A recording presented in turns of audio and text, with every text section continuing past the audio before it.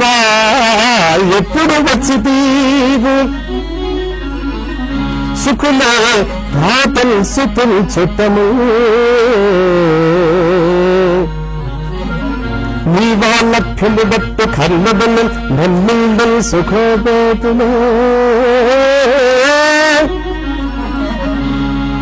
నీ వంశాన్నతి గోడు భీష్ముడును నీ నల్గోడు ద్రోణోడు పూదావు సేనమైన సంగుదుడు నీ తేజంబు రక్షించుచు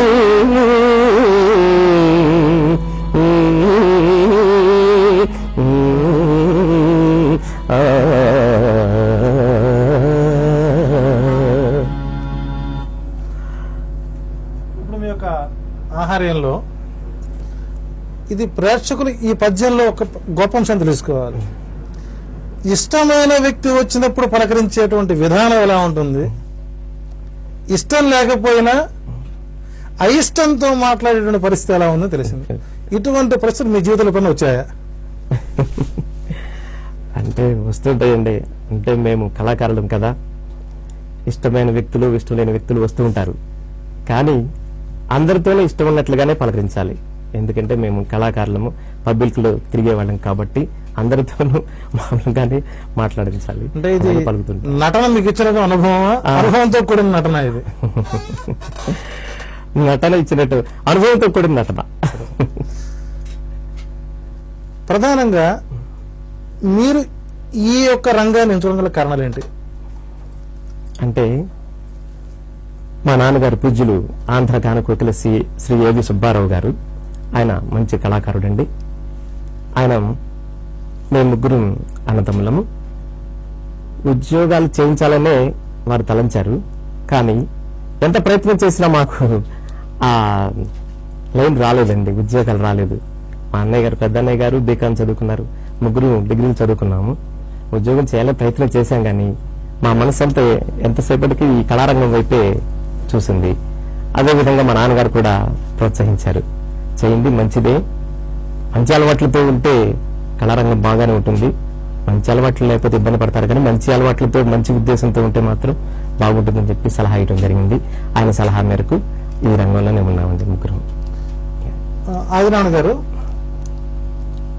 నాటక రంగాన్ని ఎంచుకున్నారు, తద్వారా కొంతమంది వరకు అంటే ఈ రోజు ఉన్నటువంటి పల్లెటూరులో కానీ గ్రామాల్లో కానీ నాటకాన్ని ఆదరించే వాళ్ళు ఇంకా ఒక 20% ఉన్నారు అనుకోవచ్చు. కానీ ఇదే జీవితంలో మీకు ఎంతకాలం మీరు జీవించగలుగుతారు? అసలు మీ యొక్క జీవితంలో ఎటువంటి సమస్యలు ఎదుర్కొంటున్నారు? అసలు మళ్ళీ నాటక రంగం మరలా తిరిగి పురోభివృద్ధి అవుతుంది అంటారా అనేది ఒక సందేహంగా ఉంది. ఇందుకు మీకున్నటువంటి అనుభవాలు కొద్దిగా చెప్పండి.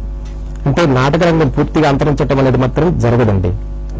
ఎప్పటికీ మన నాటక రంగం బ్రతికే ఉంటుంది, అందులో ఎటువంటి సందేహం లేదు. మీరు అన్నట్లుగా 20% అంటున్నారు, ఇంకా ముందు ముందు అది 40% అవుతుందండి. తప్పకుండా అవ్వాలని కోరుకుందాం. తప్పకుండా అవుతుంది కూడా. దానికి సంబంధించి మన కళాకారులు కూడా మంచి కృషి చేయాలి. మంచి గురువుల వద్ద విద్య నేర్చుకుని మంచి ప్రదర్శన చేస్తూ మంచి అలవాట్లు నేర్చుకుంటూ పవిత్రంగా ఉంటూ, ముందు ముఖ్యంగా పాత్ర వేసేటప్పుడు పవిత్రంగా ఉండాలండి. ఇది మా నాన్నగారు చెప్పినటువంటి సలహా నాకు. పవిత్రంగా ఉండి ఆ పాత్ర పోషణ చేస్తే తప్పనిసరిగా ఆ పాత్రలో రాణిస్తారు. కొంతమంది మంచి అలవాట్లు లేక కొంతమంది గతించిపోవడం జరుగుతుంది. అలా కాకుండా మంచి అలవాట్లతో మంచి ఉద్దేశంతో పవిత్ర భావంగా నమ్ముకుని ఉంటే తప్పకుండా అభివృద్ధి అనేది ఉంటుంది, కళాకారుడిగా నిలబడతాడు. అలాగే నిలబడ్డామండి మేము ముగ్గురు, మా అన్నయ్య గారు కానీ మేము కానీ ఆ మంచి అలవాట్లతో ఉండబట్టి ఈ రోజు కూడా మేము సంవత్సరానికి వచ్చేసి 100 ప్రోగ్రామ్స్ చేస్తామండి. మేము పబ్లిక్ ప్రోగ్రామ్స్ తప్పకుండా చేస్తుంటాం.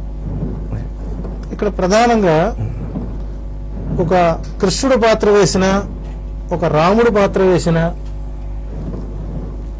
మరి ఏ ఇతర పౌరాణిక పాత్రలు వేసినా మనకు స్వర్గీయ ఎన్టీ రామారావు గుర్తొస్తారు సినిమా రంగంలో. ఇక ఆయన తర్వాత మనకు అంతటి మహానటుడు మరలా మనకు తెరకు సరైనటువంటి రూపం కనపడలేదు. అసలు మీరు ఈ నాటక రంగం నుంచి సినిమా రంగం వైపు ఎందుకు ప్రయత్నాలు చేయలేకపోయారు? అటువంటి అవకాశాలు మీకు రాలేదా? సినిమా రంగం అంటే ప్రయత్నాలు చేయలేదండి, అవకాశాలు కూడా రాలేదు. అంటే ఒకసారి ఈ సినిమా రంగం వేరు, ఈ పౌరాణిక రంగం వేరుగా ఉంటుందండి. ఆ నటన వేరు, ఈ నటన వేరుగా ఉంటుంది. అంటే ఇది ప్రాక్టికల్ గా కనపడేటువంటిది. అవునండి. అదేమో నటించేటువంటిది. ఇది నటనతో కూడి నటిస్తున్నారు. అవును, నటనతో కూడి అక్కడ నటిస్తూ నటన చేస్తూ ఉన్నారు. కృష్ణ రాయభార నాటకం మీకు ప్రధానంగా ఎటువంటి విలువలు తెచ్చిపెట్టింది? మీకు బాగా గుర్తింపు తెచ్చినటువంటి రాయభారంలో మీకు బాగా గుర్తింపు తెచ్చినటువంటి పద్యగానం ఏది? కృష్ణ రాయభారంలో అనగానే అందరికీ తెలిసినటువంటి పద్యాలు, సెంటర్ సీన్ లో చెలియో చెల్లకు, జెండాపై కబిరాజు, అలాంటి పద్యాలు బాగా ప్రజల్ని ఆకట్టుకుంటాయండి. వాస్తవంగా వెనక నుంచి కూడా ఆ పద్యాలు, ఈ కృష్ణ పాత్ర వేసినటువంటి వాళ్ళు ఆ పద్యాలతోనే బాగా పాపులర్ అవడం జరిగింది. తిరుపతి వెంకట కవులు ఈ కృష్ణుడు యొక్క రాయభార సంఘటన అంటే ఇక్కడ పాండవులు అజ్ఞాతవాసాన్ని, అరణ్యవాసాన్ని ముగించుకొని వారికి 5 గ్రామాలు గనక ఇస్తే చాలు అన్నటువంటి పరిస్థితిలో జరిగినటువంటి ఆ సంఘటన మొత్తము కూడా ఈ రోజున ప్రేక్షకులకి సినిమాల ద్వారా చాలా మందికి కొంత అవగాహన అనేది ఉన్నది. కానీ తిరుపతి వెంకట కవులు ఇచ్చినటువంటి ఆ పద్య కావ్యం చాలా మందికి తెలియనటువంటి సందర్భాలు కనబడుతాయి ఈ రోజు మన యువతకి. కానీ యువత నాటకాల వైపు ఎందుకు ఆసక్తి చూపించలేకపోతున్నారు అంటే ఈ గానం చేయలేకంటారు, సంగీత పరిజ్ఞానం లేదు. మరి అదే యువత మరి చక్కగా పాటలు పాడుతున్నారు, మళ్ళీ ఆ చిన్న చిన్న పిల్లలు పద్యాలు పాడుతున్నారు. అంటే ఓ రకంగా చెప్పాలంటే ఈ మధ్యకాల మాధ్యమాల్లో చిన్నపిల్లల్ని ప్రోత్సహిస్తూ వచ్చేటువంటి పాటలు మనం చూస్తున్నాం. ఒకవేళ ఏ మాధ్యమాన్ని మీకు సహకరిస్తే నేటి విద్యార్థులకు ఆసక్తి ఉన్నవారికి మీరు చక్కటి ప్రోత్సాహం ఇచ్చి గానం అందించగలుగుతారా? తప్పకుండా చేస్తామండి. ఆ ఆసక్తి ఉన్నటువంటి విద్యార్థులు, చిన్న వయసులో ఉన్నటువంటి పిల్లలు గనక ఈ పౌరాణిక నాటకాల వైపు దృష్టి ఉంచితే తప్పకుండా మా వంతు సహకారంగా మా కళాకారుల తరపున, మా కుటుంబం తరపున తప్పనిసరిగా ప్రోత్సాహాన్ని అనేది మేము నేర్చుకున్నటువంటి విద్యను వారికి కూడా పంచడానికి సిద్ధంగా ఉన్నామండి. రెండోసారిగా కృష్ణ రాయభారం నాటకంలో కృష్ణుడు రాయభారానికి వెళ్లే ముందు అందరినీ కూర్చోబెట్టి ఒక్కొక్కళ్ళ మనోభావాలని అడుగుతాడు. అది అందరికి అంటే ధర్మరాజును పిలిచి నీ కోరిక ఏమిటి, అర్జునుడే బాబు నీ కోరిక ఏంటి అడుగుతున్నాడు. కానీ కొన్ని సందర్భాల్లో భీముడు కృష్ణుడి మీద కాస్త దుర్భాషలు ఆడతాడు అసహనంతో. ఏమిటి పెద్దానికి మనం ఈయన్నే తెచ్చుకోవడం ఏమిటి, ఈయనేం చేయగలుగుతాడని కాస్త అసలు ఈయన ఉండబట్టి ఈ సమస్య వచ్చిందేమో అన్నట్టుగా కాస్త పరుషమైనటువంటి పదాలు పాడి అలిగినప్పుడు ఆ భీముడు యొక్క మనోభావాలు అర్థం చేసినటువంటి కృష్ణుడు అతన్ని ఎలా తన విషపరుచుకున్నాడు అని ఒక మీ గానం ద్వారా అందించాడు. ఆర్యా భీమసేన, ఇవి భీమసేనుడి పలుకులేనా? ఆహా, మా బావ భీమసేనుడి పలుకులేనా అని నా సందేహం. నిక్కముగా మా బావ భీమసేనుడి పలుకులేనా? నిదురపోచుంటివో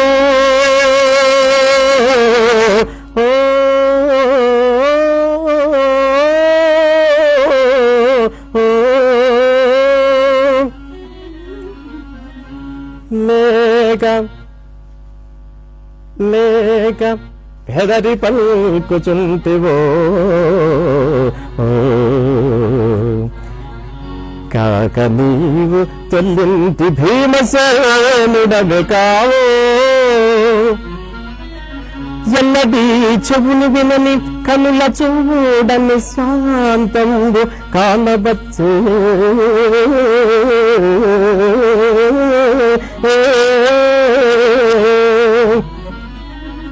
బాబా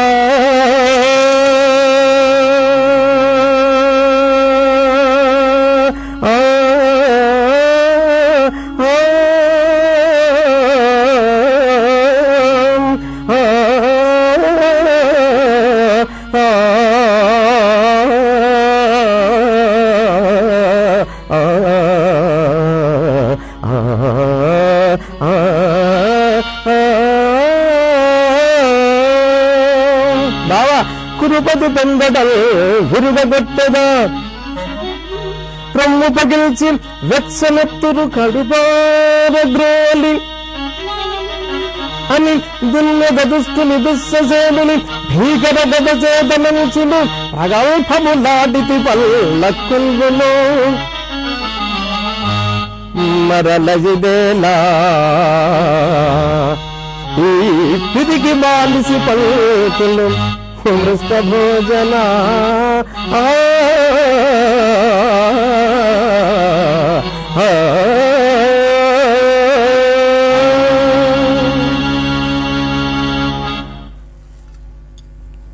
భీముడు కృష్ణుడిపై అలకపాంపు వేసినప్పుడు అతనిలో ఉండేటువంటి జడత్వం, అంటే ఇక్కడ ఒక మనిషి ఆవేశంతో ఎన్నో మాటలు మాట్లాడతాడు. ఆవేశంలో ఆ ఆవేశంలో మాట్లాడే వ్యక్తికి మనం కూడా ఆవేశంగా కనుక మాట్లాడితే వచ్చే సమస్యలు అధికం అవుతాయి. ఇది మనం చాలా మందికి తెలిసిన అంశమైనా మనం ఆచరించని అంశం. కాబట్టి ఎగిరేవాడిని బాగా ఎగరనివ్వాలి. ఎగిరిన తరువాత వాడిలో శాంతత్వం వచ్చినప్పుడు మనం అప్పుడు ఏది చెప్పినా కూడా అది అతనికి మెదడుకెక్కి దాని స్వాంతన చేకూరుస్తాడు. కాబట్టి ఇక్కడ కృష్ణుడు యొక్క మనోభావాలని భీముడు అర్థం చేసుకుని తిరిగి మరలా తన తప్పు శాంతపడతాడు. సో కాబట్టి ఒక పద్యంలో వచ్చేటువంటి భావాలు, అందులో నిగూఢమైనటువంటి అంశాలు మనం చూసినప్పుడు ఈ పద్యం ద్వారా మనకు తెలిసింది ఏంటంటే ఆవేశపడేవాడిని ఆవేశపడనివ్వాలి, ఆవేశం చల్లారిన తర్వాత దాన్ని శాంతపరచడంలోనే మానవుని యొక్క నిజమైనటువంటి నీతి కనబడుతుందని చెప్పుకోవచ్చు. ఇక మీ అంశాల్లోకి వస్తే, మీరు అనేక రకాల పాత్రలు వేస్తుంటారు. మీకు బాగా అంటే కృష్ణరాయ భారం కాకుండా మీరు ఎటువంటి నాటకాలు వేస్తుంటారు? అందులో మీకు ప్రధానంగా బాగా నచ్చినటువంటి పాత్ర ఏది? ప్రధానంగా అంటే కృష్ణ పాత్రేనండి. కృష్ణరాయబారంలో కృష్ణ పాత్రను, ఇంకా నేను శ్రీరామాంజనేయ యుద్ధంలో రాముడి పాత్ర ధరిస్తాను. తర్వాత కృష్ణ తులాభారంలో కృష్ణుడి వేషం వేస్తాను. తర్వాత భక్త చింతామణిలో భవాని శంకరం వేషం వేస్తాను. తర్వాత కృష్ణ తులాభారంలోనే నారదుడి వేషం కూడా నటిస్తానండి. అంటే ఒకే వ్యక్తి ఇటు రాముడుగా, ఇటు కృష్ణుడుగా, ఇటు నారదుడిగా, ఇటు భవానీ శంకరంగా, అంటే ఇంతటి అవగాహన. అంటే సహజంగా వేషం మారిన కొద్దీ భాష మారాలి, భాష మారిన కొద్దీ మన తత్వం మారుతుంటుంది. అసలు ఒకవేళ నాటకం స్టేజ్ మీద ఉన్నప్పుడు ఎక్కడైనా అక్కడ ఉన్నటువంటి కమ్యూనికేషన్ గ్యాప్ వల్ల కానివ్వండి, లేకపోతే మరొక కానివ్వండి, ఏదైనా చిన్న చిన్న పొరపాట్లు జరుగుతుంటాయి సహజంగా. ఇందాక మనం ఇంత అడవడపడ్డాం, ఇక్కడ చిన్న పొరపాటు జరుగుతాయి. అటువంటి చిన్న పొరపాట్లు కనుక నాటక స్టేజ్ మీద కనుక జరిగితే మీరు ఎట్లా సమర్థించుకుంటారు ఆ సందర్భాన్ని? అంటే మీ అనుభవంలో ఒక ఉదాహరణ. జనరల్ గా జరుగుతూ ఉంటాయండి. తప్పనిసరిగా ప్రతి నటుడు స్టేజ్ మీద చిన్న చిన్న పొరపాట్లు దొరుకుతూ ఉంటాయి. సాహిత్యంలో కానీ, లేదన్నా పద్యం చదివే విధానంలో కానీ, లేకపోతే రాగం ప్రక్రియలో కానీ, ఏదైనా కానీ పొరపాట్లు జరుగుతూనే ఉంటాయి. దాన్ని మరలా రిపీట్ చేయడానికి మాత్రం అవకాశం ఉండదండి. అయితే ఏం చేస్తామంటే మేము చివరిలో ప్రదర్శన అనంతరం ప్రేక్షకులందరినీ క్షమాపణ కోరుతాం.